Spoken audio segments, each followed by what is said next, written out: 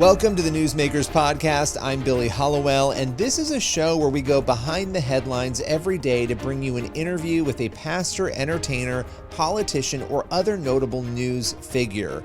And this is a show, again, it's daily, but it's based on our weekly TV show, which is also called Newsmakers. You can watch it on the CBN News channel and also on our YouTube page.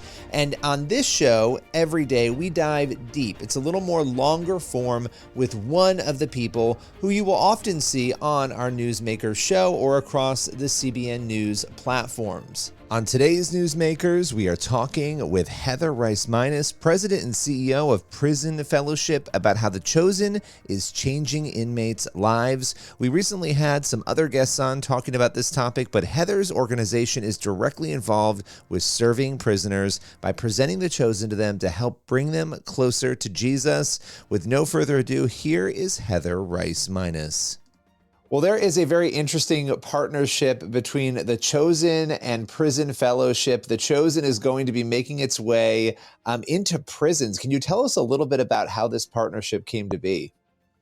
Hi, Billy. Yes, we had some outreach just sharing how The Chosen and the Come and See Foundation really wanted to expand their audience to reach everyone with the authentic Jesus, from the palace to prison, if you will. And so we said, well, we would love to help with that. And so ever since we've had that initial conversation, we have been working to set up select screenings and places where we have programs, as well as make it available on Prison Fellowship's Floodlight platform, which is available to chaplains all over the country in facilities so that they can set up their own screenings as well.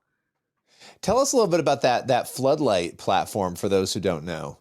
Sure. So Floodlight, actually born out of the COVID-19 pandemic, we had some outreach from departments of corrections saying we've got people on lockdown inside, and the programming perhaps Prison Fellowship is normally able to do during that time in person wasn't possible. And we don't want people sitting idle. Do you have some digital content we could make available? And so that's when we stood up this platform called Floodlight. And we make it available to chaplains, and we upload our own content, inspiring stories, sermon content, as well as other things that just bring people hope behind bars. And post-COVID, we've continued to use it as a way to leverage getting in more digital content in places where we're not able to have in-person programming. But I will say there's no substitute for that in-person programming. That's really where we see a lot of life change, but we're so grateful to be able to scale in this way. Yeah, no, it's interesting, out of COVID, all of these things that happened and the reactions that we had to have to it, to be able to sort of walk away with a new tool that, as you were saying, the in-person is always better, but being able to have that other digital option is pretty incredible. As for The Chosen itself, you were talking a little bit about the logistics of that. I'd love to hear a little bit more of how that's facilitated. It sounds like some will be in person, some will also be then digital. Yes. So the chaplains are able to set up their own screenings if they want to, downloading The Chosen and setting those up inside facilities. We also have several hundred prisons where Prison Fellowship runs in-person programming. And so in some of those facilities, we've been able to set up special screenings and watch parties of The Chosen. One of my favorite stories of this partnership has been at the Carol Vance Unit, our very first Prison Fellowship Academy, where we have men going through a month-long or a year-long transformation process, really digging into why they came here to prison. And it's been so exciting for them. They've had these watch parties of the seasons as they've come out. And we've just been seeing such amazing transformation in the men as a result of the opportunity to see the authentic Jesus. And not only that, to see the people he chose, many lost, the least, and really being able to resonate with the disciples that Jesus chose to be part of the greatest awakening the world's ever known. And I think they really resonate with that in the position that they're in. Yeah, and this is made available for free, right? There's not a cost, obviously, for the chaplains to use this or for others to be using this in the prisons. Exactly. 100% available for free. We are just so excited to be able to share this content and grateful to The Chosen and the Come and See Foundation for making that possible. So you've already heard stories of transformation as a result of this. When you look at the full scope of this, at the end of the day, there are obviously going to be 7 seasons of The Chosen. When you look at this particular series, what is your hope through Prison Fellowship for the life change and the impact of this chosen partnership? Yes. For some people in prison who don't yet know Jesus or have a relationship with him, my hope is certainly that they'll see the authentic Jesus. And we hear stories of that with the chosen all over the world, regardless of whether someone's in prison.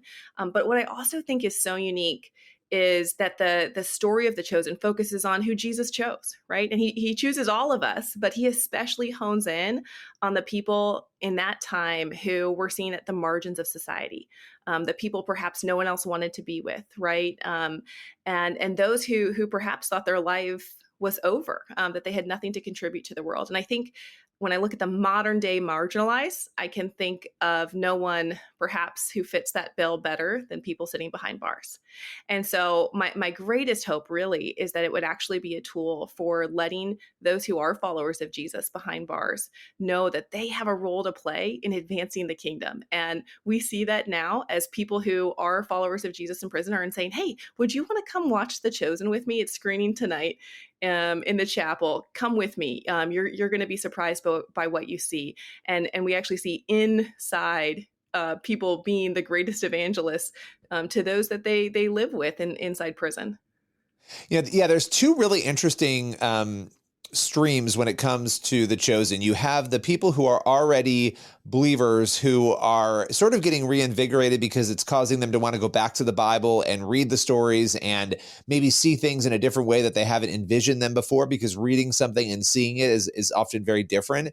And Right. then you have the evangelistic side of it that you were just referring to as well. Those two things, whether you're in prison or outside of prison, are happening with people. Have you heard stories of inmates coming to faith as a result of watching The Chosen?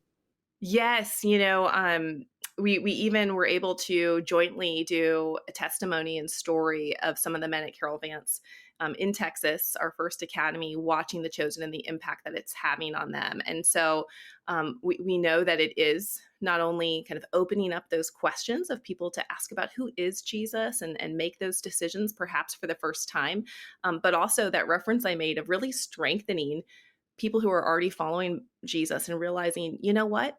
I actually, even sitting from behind bars here, I have a role to play in advancing the kingdom, just like Jesus' early disciples. And so we've also got testimonies of that as well. That's incredible. And, let's talk a little bit about prison fellowship more generally, because this is a ministry that's been around. A lot of people know it, but some people might not be familiar. Obviously, working in prisons, talk a little bit about the history and what you're currently doing. Yes. So Prison Fellowship, we've been around for almost 50 years now. We were founded by the late Chuck Colson, and we are known for really bringing restoration to people impacted by crime and incarceration. We do that top down and bottom up in prisons. We've got prison programs like the Prison Fellowship Academy that are addressing why people came to prison. We also work with wardens and we address transformational leadership skills. How can they change their prison culture? And then that extends to families. We know that incarceration has a ripple effect. It doesn't just affect the person in prison, but their loved ones are left behind. We have a program called Prison Fellowship Angel Tree. It's our largest church program. We reach over 250,000 kids every year with a gift on behalf Wow. of their incarcerated parent. And we hope that that opens doors to relationships with the church partners who do that service. And then finally, we're also an advocate for justice reform. And so we're active with the administration and Congress and in several state campaigns, really trying to make sure that the gospel values we preach individually to people are also reflected in the public square. And this is a question that you probably hear often, but I think it's an important one because we've talked throughout this conversation about people in prison sort of being forgotten. I think there are a lot of assumptions made. Obviously, you've made a mistake, 99% of the time. If you're in prison, you've done something, you've made some mistake. We're all sinners. We all make mistakes in life. But something has landed you in legal trouble. And yet you have this population that people don't often think about. Why should Christians pay more attention and be more engaged with the prison population? Mm. I look to Hebrews 13, which says, "Remember those in prison as if you were there with them." That's our call, is to know that Jesus came for everyone.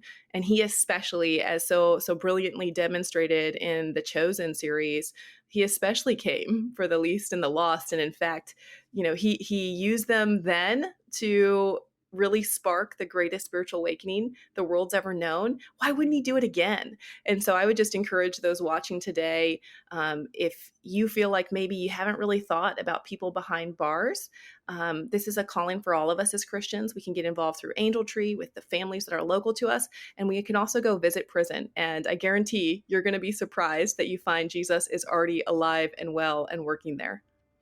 Well, I so appreciate you taking the time today, coming on to talk not only about Prison Fellowship, but this incredible partnership that you have with The Chosen. Looking forward to having you back again sometime soon.